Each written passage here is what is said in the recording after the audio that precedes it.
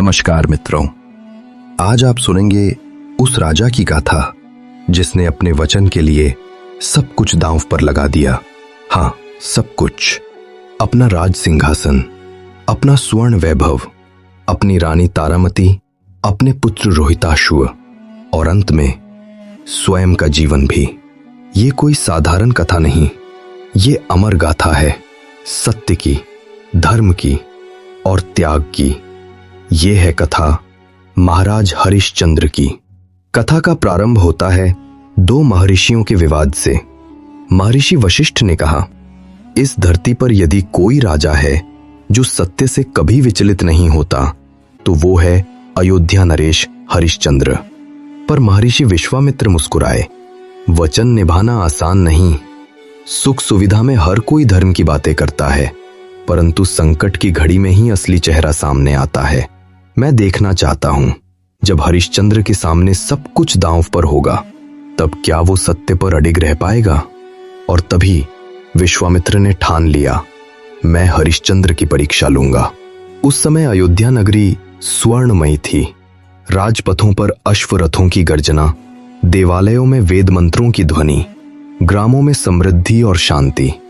और इस वैभव का कारण थे न्यायप्रिय सत्यव्रती राजा हरिश्चंद्र, उनकी रानी तारामती पतिव्रता और धर्मनिष्ठा की प्रतिमूर्ति, उनका पुत्र रोहिताश्व राजवंश का अमूल्य रत्न। प्रजा उन्हें धर्मराज कहकर पुकारती थी।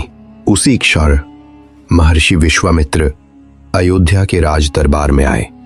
राजा हरिश्चंद्र ने महाऋषि को प्रणाम किया और आसन ग्रहण करने को कहा, परंतु ऋषि विश्वामित्र बोले, राजन, मैंने एक महायज्ञ आरंभ किया है। यज्ञ की पूर्णा आहुति के लिए मुझे आपसे एक विशेष कामना है। और इसके बाद विश्वामित्र ने कहा, राजन, मैंने सुना है कि तुम बहुत बड़े दानी वीर हो, इसलिए मेरी ये दक्षिणा अवश्य पूरी होगी। हरिश्चंद्र ने विनम्रता से उत्तर दिया, हे मुनिवर, आप जो भी चाहें मैं सहर्ष अर्पित करूंगा, क्योंकि सत्यव्रत ही मेरा धर्म है। विश्वामित्र ने कहा, तो सुनो राजन, मैं तुमसे दक्षिणा में तुम्हारा संपूर्ण राज्य मांगता हूं। हरिश्चंद्र ने गंभीर स्वर में कहा, मुनिवर, मेरा संपूर्ण राज्य आपका हुआ। आज से अयोध्या आपकी है। मैं बिना राज्य के भी उतना ही प्रसन्न रहूंगा, क्योंकि सत्य ही मेरा धन है। विश्वामित्र फिर बोले, केवल राज्य ही पर्याप्त नहीं है, यज्ञ की पूर्णाहुति के लिए तुम्हारी व्यक्तिगत संपत्ति भी चाहिए। हरिश्चंद्र ने दृढ़ स्वर में कहा, जो कुछ मेरा है सब आपका है। मेरे आभूषण, मेरे वस्त्र, मेरा धन सब आपको समर्पित। पर विश्वामित्र यही नहीं रुके। उनकी गर्जना गूंजी, राजन, अब भी दक्षिणा शेष है। तुम्हें और तुम्हारे परिवार को दास बनना होगा। रानी तारामती व्याकुल होकर बोली, स्वामी, ये तो सब कुछ छिन जाएगा, क्या आप हमें भी दास बना देंगे? हरिश्चंद्र ने गहरी सांस लेकर कहा, देवी, मैंने वचन दिया है, सत्य से पीछे हटना असंभव है। यदि दास बनना ही दक्षिणा है तो मैं और मेरा परिवार इसे भी स्वीकार करता हूं। विश्वामित्र ने विजयी स्वर में कहा, अयोध्या अब मेरी है। तुम सब इस भूमि को छोड़ो और काशी जाकर दासत्व ग्रहण करो। हरिश्चंद्र हाथ जोड़कर बोले, मुनिवर, आपकी आज्ञा सिर माथे। अयोध्या का वैभव अब विश्वामित्र का हो चुका था और धर्मराज हरिश्चंद्र अपनी रानी तारामती और पुत्र रोहिताश्व के साथ नग्न चरणों से निकल पड़े काशी की ओर।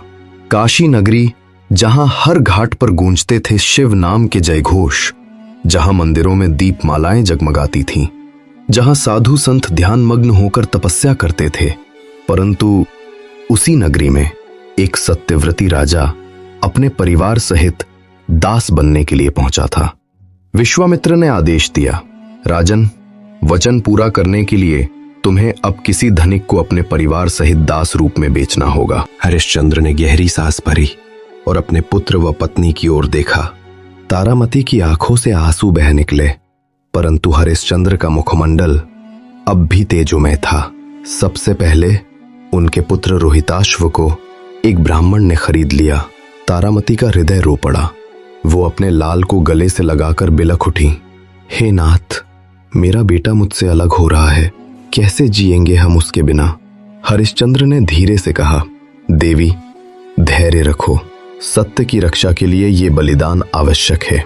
इसके बाद तारामती को एक ब्राह्मण की पत्नी ने दासी के रूप में ले लिया। वो रोती रही, परंतु हरिश्चंद्र ने उसका हाथ पकड़कर कहा, देवी सत्य के पथ पर चलना आसान नहीं, पर याद रखो ये त्याग ही हमें अमर बनाएगा। अब हरिश्चंद्र अकेले रह गए। उनके लिए किसी ने बोली नहीं लगाई। तभी एक डोम, शमशान का प्रहरी, उनके समीप आया और बोला, मुझे एक योग्य सेवक चाहिए जो शमशान में चिता सजाए और मुर्दों के अंतिम संस्कार करवाए। यदि तुम तैयार हो तो मैं तुम्हें ले लेता हूं। विश्वामित्र ने हंसते हुए कहा, राजन, यही तुम्हारा भाग्य है। अब धर्मराज होकर शमशान का दास बनो। हरिश्चंद्र ने हाथ जोड़कर उत्तर दिया, यदि यही सत्य की राह है तो मैं इसे भी स्वीकार करता हूं। और इस प्रकार जो राजा कभी स्वर्ण सिंहासन पर बैठता था, अब काशी के शमशान में डोम का दास बनकर रात्रि दिन चिता सजाने लगा। काशी नगरी का शमशान रात्रि की निस्तब्धता में सिर्फ चिताओं की लपटें दहक रही थीं। वहां धर्मराज हरिश्चंद्र अपने हाथों से लकड़ियां सजाते और मृतकों का अंतिम संस्कार करवाते थे। धधकती चिताएं, वो धुएं से भरा आकाश, चारों ओर मृत्यु की भयावह छाया, और उसी के बीच धर्मराज हरिश्चंद्र सत्य के प्रहरी बनकर खड़े थे। काशी नगरी का शमशान रात्रि की निस्तब्धता में सिर्फ चिताओं की लपटें दहक रही थीं। वहां धर्मराज हरिश्चंद्र अपने हाथों से लकड़ियां सजाते और मृतकों का अंतिम संस्कार करवाते थे। दिन बीतते गए और उसी काशी में रानी तारामती भी दासी बनकर कठोर परिश्रम करती रहीं। उनका हृदय हर पल अपने पुत्र रोहिताश्व के लिए तड़पता था। एक दिन वज्रपात सा दुख घटित हुआ। राजकुमार रोहिताश्व सर्पदंश का शिकार हो गए। उनकी कोमल देह निर्जीव होकर भूमि पर गिर पड़ी। तारामती ने चीख मारकर अपने पुत्र को उठाया। लाल, आंखें खोलो, मुझे छोड़कर मत जाओ। किंतु नियति अडिग थी। रोहिताश्व की आंखें सदा के लिए मूंद गईं। वेदना से व्याकुल तारामती अपने मृत पुत्र को गोद में लिए शमशान की ओर दौड़ी, क्योंकि अंतिम संस्कार तो वहीं होना था। शमशान में खड़े हरिश्चंद्र ने दूर से एक स्त्री को आते देखा।